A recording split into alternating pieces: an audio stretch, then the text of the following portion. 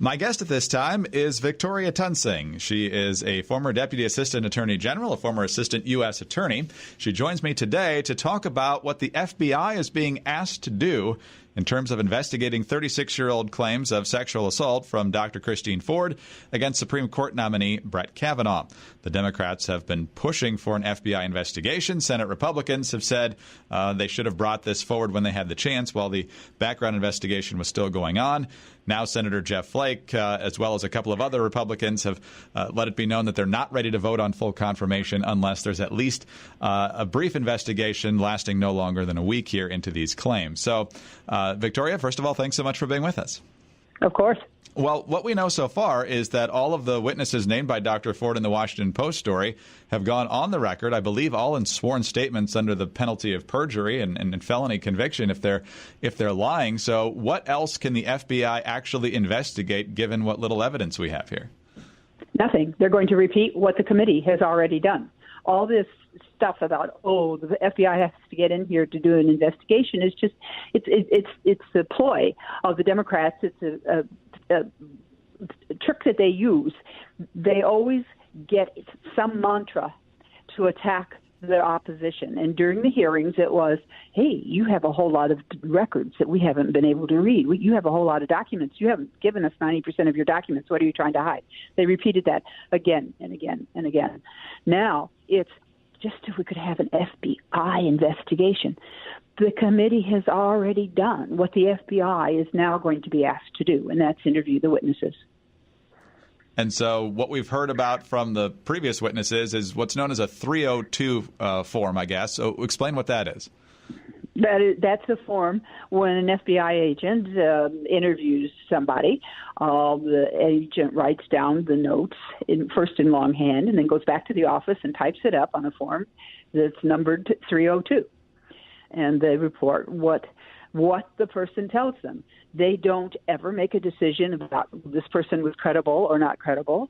They just write down the words they are told, and they give it to the committee then.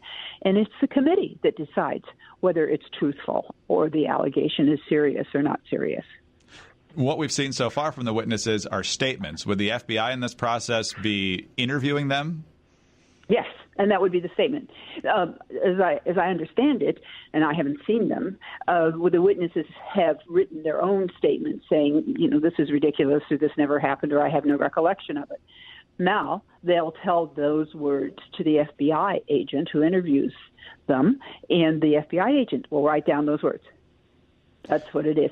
See, what happened was Dianne Feinstein violated the rules of the Judiciary Committee and all the other committees that do confirmations. And I've been through this, so I know it. What she was supposed to do was go to Grassley and say, this person doesn't want her name used, but here's the allegation. And then they could have decided how they should pursue it. Usually they use their own investigators, because that's why they have investigators. And these investigators, the committee has their own investigators. There's Republican investigators and Democratic investigators, and they're usually former FBI agents. And these people are then asked to go make an assessment, interview all the people the accuser says witnessed it. And they would go out and do that and then come back. And if the accusation sounds credible, there's evidence to support it, they call the nominee in and say, listen, I think you better withdraw your name. If they're not credible, like this one, where there was no cooperation whatsoever, none squat, then they move on. And the accusations are never made public. That's to encourage people to go through the process. What Dianne Feinstein did was outrageous. And I'm sorry that she's being rewarded for it by getting this extra time, but I think that the Republicans didn't have any choice. Well, the simple math required it once Flake and Murkowski said that they weren't comfortable to going forward. Flake to Flake, as we already knew. You've been in Washington a long time, so have I. So let's I'm not creature. I'm a swamp creature. Let's talk about. It takes a swamp creature to know what the problems are in the swamp. Donald Trump didn't know when he arrived here. Oh, that's certainly true on a lot of levels. So what do you expect to happen over the next number of days here? So on one hand, you've got some saying, well, this looks bad for Republicans. But what Flake is really doing here is giving Republicans cover, a full investigation, even beyond what happened before. It's just even if it just repeats what happened before. And Democrats will have less of an argument as to why they should be apoplectic about this nomination. On the flip side, we've seen obviously a lot of scurrilous allegations over the past week, and it gives Kavanaugh's opponents another week to throw whatever they can against the wall. What do you think is going to happen here? To go find some more trash. Well, I predict this, Greg. I predict that on next Thursday night or Friday morning, when this week is up, that the Democrats will find reasons to say, we just can't go ahead now. Look at this. So they're going to ask for another postponement.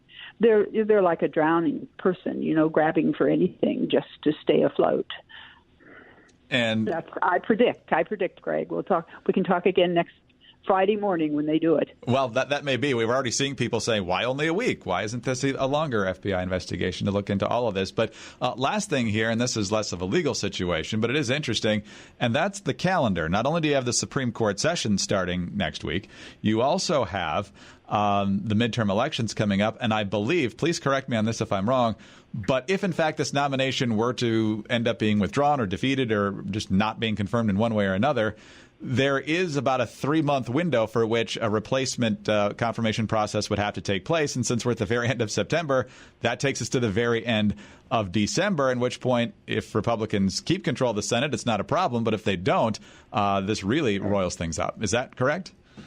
That is true. I would think that, and I'm not familiar with all the real technical Senate rules here like a parliamentarian, but I would assume that there would be a rump session if the Republicans lost, and they would try to put it through. But the Republicans just aren't really good at fighting. They're not. You watch this. Democrats know how to kill. Republicans bring a little lasso to a gunfight. Well, we'll be watching. Like you said, we'll see what happens in about a week. Victoria, always appreciate your great analysis. Thanks for your time. Have a great weekend. Sure. Same to you. Bye. Victoria Toensing, former Deputy Assistant Attorney General of the United States, former Assistant U.S. Attorney, partner in the Washington office of DeGeneva Toensing. I'm Greg Columbus reporting for Radio America.